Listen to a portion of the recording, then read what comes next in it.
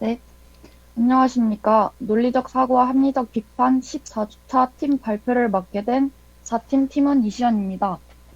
저희는 4팀이고, 팀장 김서연 학우님과 팀원 이시연, 이상민, 강민주 학우님들로 구성되어 있습니다.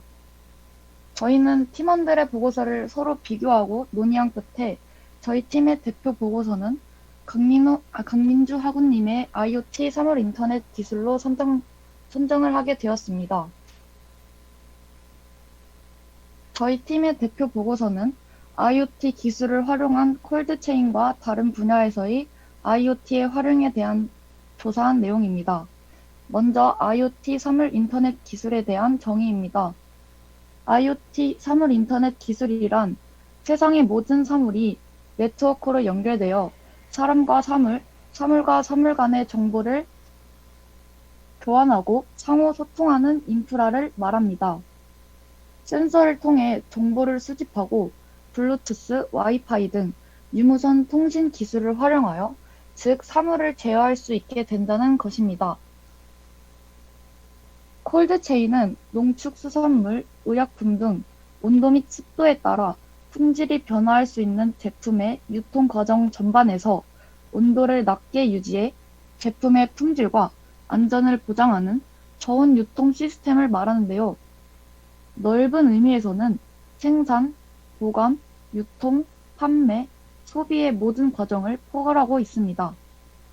요즘 콜드체인의 수요가 증가함에 따라 콜드체인 물류회사는 지출은 줄이면서도 제품의 품질을 보장할 새로운 방법을 이 IoT 솔루션에서 찾고 있습니다. 하지만 콜드체인 물류에는 온도, 습도 변화, 그리고 오랜 이동 시 시스템 오류, 유통 시 제품의 안정과 같은 많은 어려움이 따릅니다. 이를 해결하기 위해 이 IoT 기술을 활용한 원격 디지털 온도 조절기를 사용하여 상품 온도를 기록 및 전송하게 되면 제품이 특정 온도 이하로 떨어졌을 시에 운전자와 콜드체인 물류 관리자에게 경고를 보내는 방식으로 프로그래밍 하게 되면 공급망의 투명성을 높일 수 있게 된다는 전망입니다. 또한 배송 컨테이너를 실시간 추적할 수 있게 되면서 상품이 지연되는 이유도 쉽게 파악할 수 있어 상품이 올바른 온도로 목적지에 도착하도록 신속하게 추가 예방 조치를 취할 수 있게 됩니다. 고객이 물리적으로 제품을 섭취할 때는 제품 안전을 가장 중요시해야 하는데 이 제품의 위치와 온도를 모니터링하는 것 외에도 제품이 어떤 방식으로든 조작되지 않았는지 확인해야 합니다. 이러한 종류의 문제를 방지하기 위해 제품의 변조 방지 경보를 부착하면 제품이 개봉되거나 오염되지 않았는지 확인할 수 있게 됩니다. 또한 누군가가 제품을 열거나 훼손 시 원격 센서가 즉시 경고하여 조치를 통해 문제가 있는 제품이 소비자에게 도달하지 못하도록 방지할 수 있습니다. 이 밖에도 IoT는 다양한 분야에서 활용되고 있는데요. 농업 분야에서는 생산성 향상을 위해 트랙터를 자동화하는 데 활용되고 있으며 의료 분야에서는 인공지능 기술과 IoT 기술을 결합해 환자 상태를 모니터링할 수 있어 궁극적으로 질병 발생을 예측하고 치료 내용을 신속하게 다른 환자들과 공유할 수 있도록 원격 헬스케어 시스템으로 진화하고 있습니다. 또한 IoT와 재난 대응 시스템과의 접목 사례로 재난 IoT 화재 경보기는 실시간으로 소방서 상황실에 화재 감지 정보를 제공해 119 신고 전 위험 상황을 조기에 감지할 수 있도록 설계되어서 초기 현장 대응 능력이 향상될 것으로 기대되고 있는 등 이미 많은 분야에서 우리의 우리도 모르게 많은 도움이 되고 있는 것을 알 수 있습니다. 따라서 앞으로 IoT는 산업뿐만 아니라 농업, 재난, 의료 등 많은 분야와 융합하여 인류의 삶의 편리와 새로운 가치 창출을 가져올 미래의 주요 기술에 위치할 것으로 보입니다. 이에 대비해 우리 모두가 사물 인터넷에 관심을 가지고 주목할 필요가 있어 보입니다. 다음은 참고 문헌 및 자료 출처인데요. 1번 자료는 콜드체인 관련 청구 자료입니다. 이제 이 자료는 콜드체인이 코로나 백신을 유통할 때 온도를 유지하는 데에 사용되고 있다는 내용입니다. 그리고 두 번째 자료는 인공지능을 기반으로 한 콜드체인 제품 분석 및 예측에 대한 내용이고요. 콜드체인의 정의와 대상 품목과 주요 기술에 대한 내용이 담겨져 있습니다. 2번은 사물 인터넷 IoT의 정의와 활용 분야에 대한 내용입니다. 지금까지 4팀의 팀 발표였습니다. 감사합니다. 네, 4팀의 발표를 통하여서 특별히 저는 이제 콜드체인을 얘기 나왔을 때에 우리 그 코로나 백신에 대한 그런 낮은 온도로 유통해야 되는, 또 보관해야 되는, 관리해야 되는 것들을 생각했는데 마침 그 콜드체인의 중요성이 이번 기회에 이제 각광을 받아서 자료들을 보니까 최신의 자료예요. 그러니까 2020년 자료도 12월 28일자 자료로, 그 다음에 2021년 자료로 이렇게 해서 최신의 이 그 IoT 현황을 가장 그 최근의 자료로 우리 학우들에게 제공해 주었습니다. 4팀이 또 오래된 자료들은 얼마든지 쉽게 구할 수 있는데 이건 최근의 자료들을 수집하기 위해서 얼마나 많은 수고와 또 애씀이 있었는지를 잘 엿볼 수 있었습니다. 근데 우리 이시연 학생 고생했습니다. 네, 감사합니다. 네. 자, 이제 이어서 5팀 발표자는 마이크를 좀 열어주기 바랍니다. 1팀부터 4팀까지가 너무 막강한 발표를 해서 조금씩 부담이 되네요. 자, 5팀 누가 발표할까요? 네, 교수님. 네, 우리 김서현 학생이 발표자인데 우리 5팀은 어떻게 역할 분담을 서로 나누었는지요? 각자 하고 싶은 역할을 우선 얘기한 다음에 조정을 했습니다. 네. 그러면 우리 김서현 학생이 발표자가 되어진 것은 스스로 자원을 한 것인지 아니면 팀의 조정에 의해서 발표자가 되었는지요? PPT, 박원유 학생이 PPT나 발표한다고 하였는데, 저도 PPT나 발표한다고 해서 박원유 학생이 PPT 만들고 제가 발표하였습니다. 네. 이제 같은 분야인데 역할 분담을 이렇게 우리 동 팀원들끼리 또 이렇게 해서 우리 김세현 학생이 이제 발표를 맡은 것 같아요. 자, 그 팀 발표를 오늘 하기까지 좀 힘든 점도 있었지요. 어떤 게 제일 힘들었었나요? 시험 기간인데 기말 리포트랑 PPT 발표하는 게 몇 가지 이렇게 겹치는 게 많아가지고. 네, 지금 다 한꺼번에 모여 있지요. 네, 네. 그래서 조금 이것도 혼자 하는 게 아니라 또 다른 팀하고 협업해야 하는 일이라서 조금 부담이 됐던 것 같아요. 자, 그러면 이제 5팀이 다른 팀에게 좀 자랑할 만한 내용들은 뭐 어떤 점이 있을까요? 우선 시험 기간임에도 불구하고 그 팀원들이 그 정해진 시간에 그 약간 얘기할 수 있는 시간에 딱 맞춰서 바로 약간 자기 의견도 얘기해 주는 점이 좋았고, 그다음에 시험 기간인데도 미리 계획을 짜서 PPT랑 그 발표 자료 했던 거 바로 보내줘서 그 수월하게 할 수 있었습니다. 네. 팀이 이렇게 그 한 사람으로 인해서 지체되어지거나 또 시간 낭비하지 않도록 이렇게 긴밀하게 협조하고 또 서로 자신의 맡은 역할에 충실하였다는 이런 결과물로 오늘의 이제 발표를 성공적으로 이렇게 준비할 수 있었던 것 같아요. 우리가 얼만큼 또 잘 준비하였고 했는지 한번 실질적으로 한번 볼 수 있을까요? 우리 PPT가 준비되어 있다고 했으니 우리 김선 학생 한번 PPT 한번 띄워봐 줄래요? 네.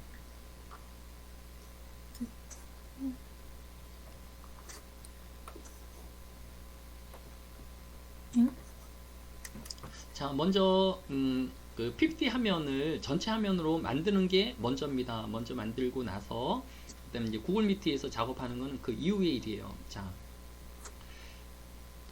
PPT 화면은 전체 화면으로 띄워놨나요? 네. 네, 그 상태에서 구글 미트로 돌아갈 수, 아, 네, 지금 잘 되어 있는데.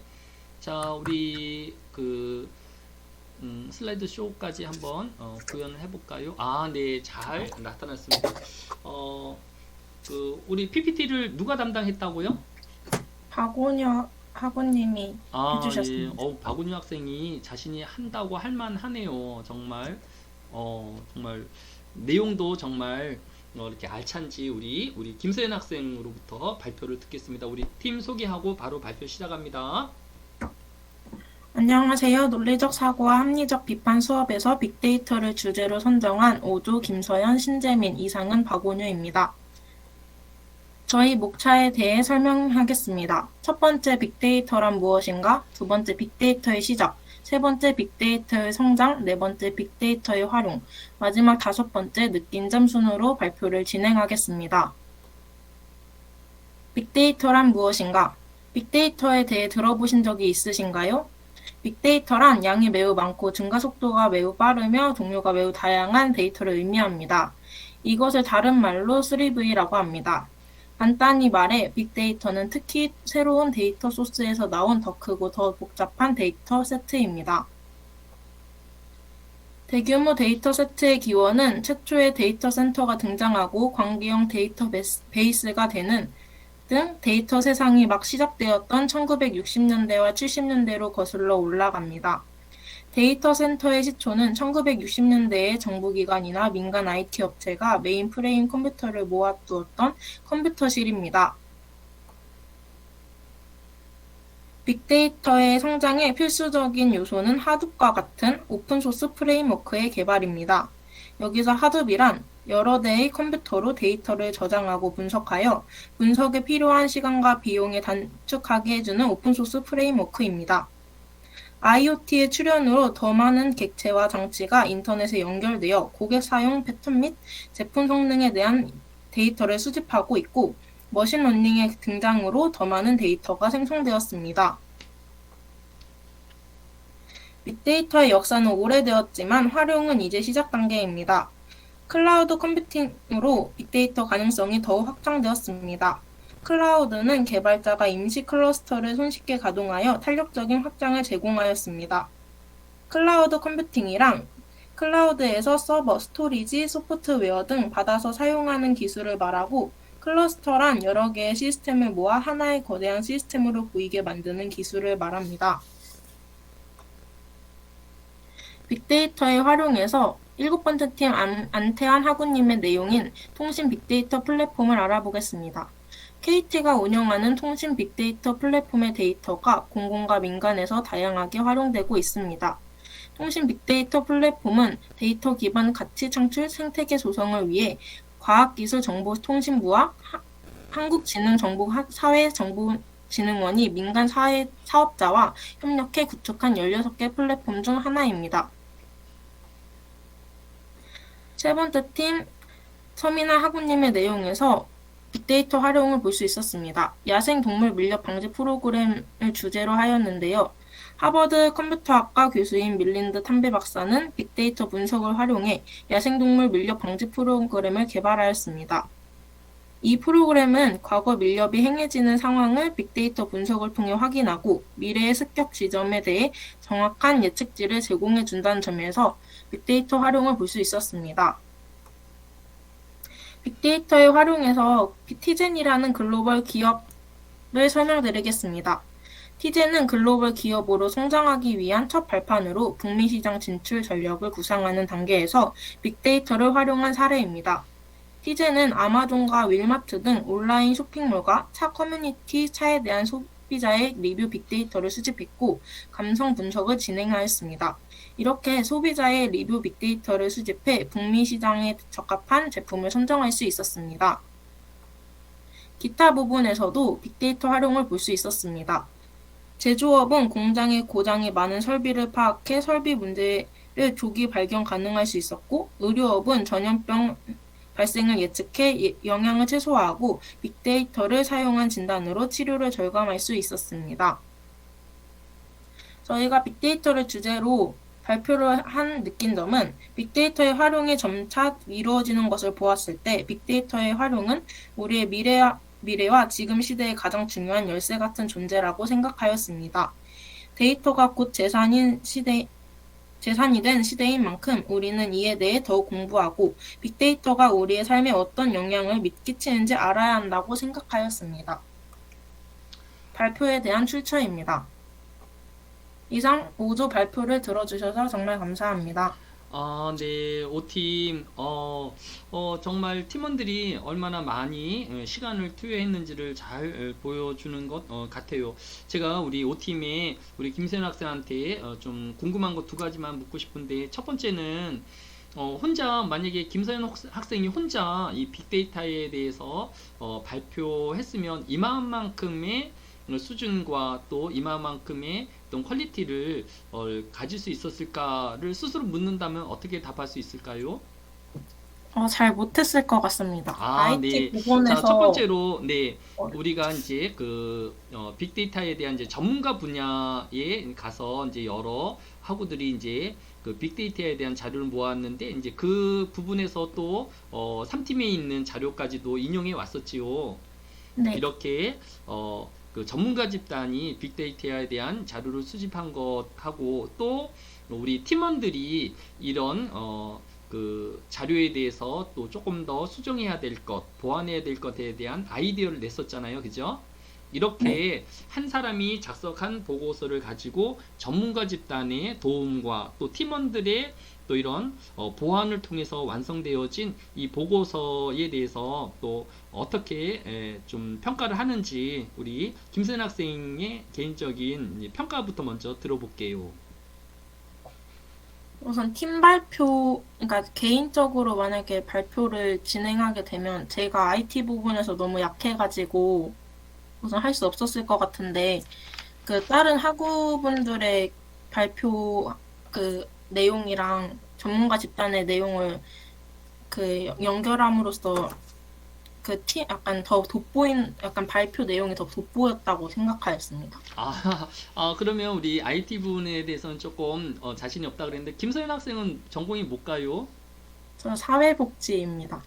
네, 사회복지라서 일단 문과 출신이니까 이런 이제 전자에 대해서 또 이런 이과 학문에 대해서는 좀 자신이 없었는데, 이제 이런 동무들의 팀원들의 이런 협력으로 이 부분에 대한 또 이해도 넓히게 되었고, 또 이렇게 좋은 발표까지 할 수 있었던 것 같아요. O팀 정말 다른 어느 팀과 견주어서 뒤지지 않을 정도로 높은 수준의 또 좋은 발표를 잘 마쳤습니다. 우리 5팀하고 발표에 수고한 우리 김서연 학생에게 큰 박수를 드립니다. 애썼어요. 네, 감사합니다. 자, 이제 6팀 발표자. 네, 네, 우리 6팀에는 한도현 학생이 이 발표자로 나섰는데, 우리 한도현 학생은 이 발표를 자원했는지 아니면 팀이 역할 분담을 해주어서 발표자가 되었는지 좀 과정 좀 설명해 줄 수 있을까요? 네, 원래 제가 기획했던 거는 자료조사 담당이었는데, 네. 자료 역할 분담하는 과정에서 자료조사가 기획했던 것보다 인원이 몰려 어쩔 수 없이 제비뽑기로 발표자를 정하였습니다.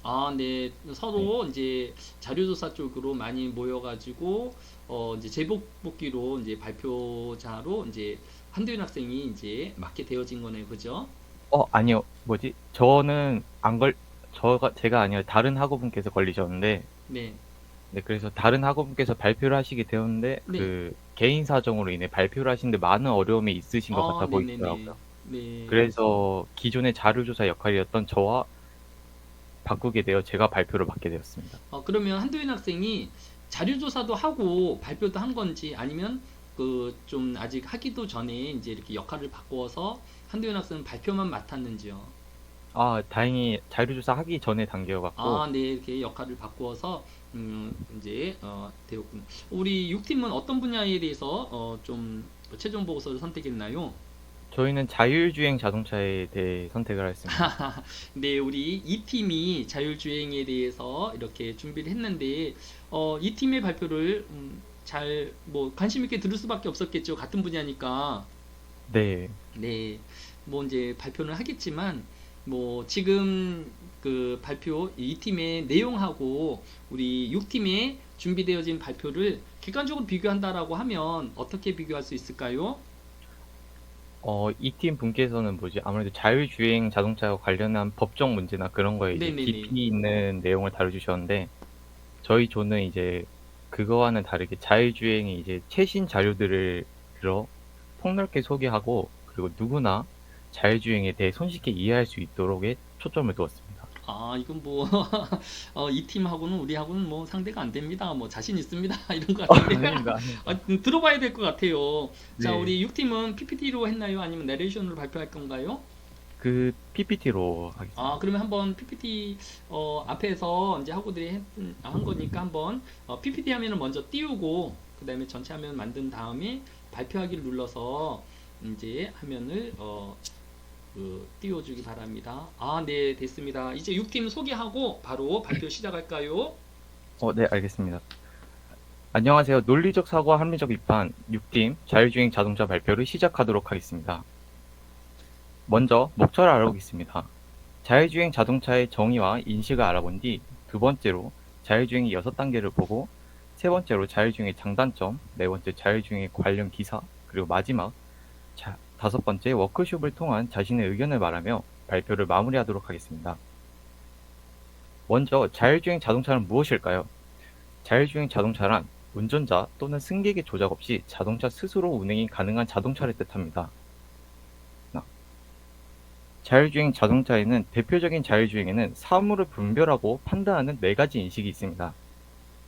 현재 위치나 내비게이션 기능을 해주는 GPS, 3차원 정보를 확보하는 센서로 사각지대를 측정하는 라이다, 차선, 보행자 등 영상 판독 장치를 해주는 영상 센서, 주변 방지턱이나 장애물, 속도 등을 측정해주는 레이저 스캐너가 있습니다. 이 4가지로 다양한 환경을 파악하고 분석하고 난 후 인공지능의 도움을 받아 판단이 옳은 건지에 대한 사례와 대처 방법 등을 고안해냅니다. 인지를 다 하고 난 뒤에 제어를 하게 되는데 자동차 스스로 속도나 조향장치 사고, 예방 방향을 설정하여 비로소 스스로 운행을 하게 됩니다. 이러한 자율주행에는 6단계로 이루어져 있습니다. 0단계는 비자동화 단계로 사람이 직접 운전하는 수동 운전 단계입니다. 1단계랑 2단계는 고속도로 등 특정 환경에서 기계가 자연스러운 커브, 방향 조정, 앞차와의 간격 유지 등 운전자의 운행을 도와주는 단계입니다. 3단계부터는 운전자의 개입이 확연히 줄어듭니다. 3단계로 들어서면서부터 주행제와 주행 중 변수 감지를 할 수 있습니다. 위험 요소나 변수가 발생할 시 자율주행 시스템이 운전자의 개입을 요청하기도 합니다. 4단계는 운전자 없이도 주행이 가능한 수준이며 주행을 모두 제어하고 환경 또한 인식하며 비상 상황 대처까지 가능한 수준입니다. 그리고 5단계는 운전석이 비어 있어도 주행이 가능한 단계로 목적지만 입력하면 자동으로 주행이 가능한 수준입니다. 현재 우리나라에서 상용화되고 있는 자율주행 기술은 2단계에서 3단계에 머무르고 있습니다. 이는 아직까지 운전석에 남아있거나 운전자의 개입이 필요한 상황입니다. 그런데 2021년 6월 우리나라에서도 4단계를 적용한 자율주행차가 등장했습니다. 한국전자통신연구원에서는 운전석 없는 오토비를 처음으로 선보이며 4단계 자율주행차의 시작을 알렸습니다. 오토비는 인공지능 기술을 적용해 음성인식 기능까지 탑재한 한국전자통신연구원이 만들어낸 자율주행차입니다.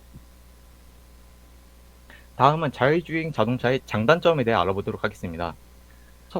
첫 번째로 자율주행차의 장점에는 교통사고 감소가 있습니다. 졸음, 과속, 안전거리 유지 미흡 등 운전사고 발생 요인 중 90%는 사람에 의한 실수로 발생합니다. 자율주행 자동차는 360도 시야와 레이더와 같은 특수 장비로 밤에도 시야를 확보할 수가 있습니다. 따라서 자율주행 자동차는 인간의 육체적 한계를 뛰어넘는 능력을 가지고 있으며 이를 통해 사고를 예방할 수가 있습니다. 두 번째 장점으로는 운전에 대한 접근성입니다. 신체적인 이유로 운전을 하지 못하는 약자들은 대중교통 이용 또한 불편한 게 현실입니다. 나이가 들면서 순간 대처 능력이 떨어지게 되는데 운전에 어려움을 겪는 사람 또한 도움을 받을 수 있습니다. 따라서 자율주행 자동차는 이러한 신체적 단점의 이동권을 극복시켜주며 더 편안한 생활이 가능해질 것입니다. 세 번째 장점으로는 차 안에서의 여가 시간 증가입니다. 자율주행 자동차는 운전하는 사람들에게 여가 시간을 제공해 줄 수 있다는 장점이 있습니다. 간혹 운전을 하면서 다른 업무를 진행하는 멀티태스킹 운전자를 볼 수가 있는데 이러한 행동은 교통사고율을 높이는 요소 중에 하나입니다. 자율주행으로 여가 시간이 증가한 만큼 그 시간에 다른 업무를 처리하여 일의 효율성을 높일 수 있습니다. 다음은 단점입니다. 첫 번째의 단점은 부담스러운 가격입니다. 인공지능의 경우 오류가 생기거나 해킹을 당해 정상적으로 운행을 할 수 없는 경우가 있습니다. 발전된 IT 기술들은 편의성을 가져다 주기도 하지만 개인정보 노출이나 해킹과 같은 위험성도 보이고 있기 때문에 누군가 악의적으로 해킹을 하거나 사고를 내려고 유도를 할 때 어떻게 대처하는 것이 좋은지 대비책을 세우는 것이 필요합니다. 두 번째는 부품의 오류입니다. 대중화가 되는데 걸림돌이 되는 문제 중에 하나로 가격의 문제가 있습니다. 아무리 성능이 좋다고 하더라도 집 한 채의 값이거나 본인이 책임질 수 없는 가격을 가졌다면 구입 결정을 하는데 곤란할 수가 있습니다. 장점이 아무리 많다고 하더라도 무리한 가격을 조정하지 않으면 대중화가 어려울 것이고 기술의 발전 또한 어려울 것으로 보여 이에 대한 대비책이 필요합니다. 다음은 최근의 자율주행 관련 기사입니다. 오세훈 서울시장이 오는 2026년까지 자율주행 상용화를 앞당기고 서울 전역 곳곳에 자율주행 인프라를 구축하는 서울 자율주행 비전 2030 계획을 내놨습니다. 상암을 비롯해 강남, 여의도, 마곡 등 영업용 자율차 거점을 순차적으로 늘리고 내년 4월부터 청계천에서는 자율주행 버스를 운영한다는 계획입니다. 2026년까지 서울 전역 2차로 이상 도로에 자율주행 인프라를 구축하고 자율주행 버스를 대중교통 수단으로 정착시킬 방침이라고 합니다. 또한 내년 초 강남 일대를 시범 운행 지구를 지정해 민간과 함께 무인 자율주행 택시라는 로보택시를 10대 이상 운행한다고 합니다. 2026년에는 자율주행 버스와 로보택시 등을 100대 이상으로 늘리며 강남 지역의 경우 3km 이내 단거리 이동 수요가 많은 만큼 셔틀버스 등을 전기 자율초를 대체하는 방안도 검토 중입니다. 2027년부터는 시작되는 상용 자율차 일반 판매에 앞서 2026년까지 서울 전역 2차로 이상 도로에 자율주행 인프라를 구축합니다. 자율차의 안전한 도시 운행을 위해 2차로 이상 모든 도로에 교통신호 정보를 자율주행차에 실시간으로 제공하는 인프라로 또 자율주행의 핵심 인프라인 정밀 도로 지도를 제작하고 도로 화물이나 공사 등 도로의 돌발 상황과 위험을 실시간으로 지도에 업데이트하는 오픈 플랫폼도 구축합니다. 도시관리 공공서비스에도 자율주행 기술을 도입하고 환경미화원 등 근로자의 운전 부담을 덜기 위해 2024년 청소 분야부터 우선 도입하고 2025년에는 자율제설차 실증을 시작한다고 합니다. 마지막 워크숍을 통한 자신의 의견입니다. 12주차 워크숍 활동을 통해 김서열 학우분과 윤지효 학우분 모두 자율주행 보편화 시대를 맞이했을 때 맞닥뜨리는 문제점에 대해 얘기해 주셨습니다. 자율주행 시대를 맞이함에 따라 편의성이 높아지겠지만 어떤 해커의 자율주행 중이던 차량의 통제권을 탈취하여 탑승자가 위험해지는 상황이나 자율주행 차량이 갑작스러운 상황이나 문제를 직면했을 때 해결할 수 있는지를 생각하니 자율주행 차량에 대한 장점이 단점이 될 수도 있겠다고 생각을 하게 되었습니다. 분명 미래에는 자율주행 차량이 5단계가 대중화되는 시대가 올 것이라 생각합니다. 그에 따라 우리는 자율주행 시스템 제어 기술을 강화하니 보안과 사고가 났을 때 해결해야 될 법적 문제와 정책 문제에 대해 해결책이 나올 때까지 자율주행에 대한 시대를 다시 한번 생각해 봐야겠다고 생각하게 되었습니다. 참고 무덤과 자율주차를 마치면서 이상으로 발표를 마치겠습니다. 감사합니다. 네, 6팀 그 발표 좀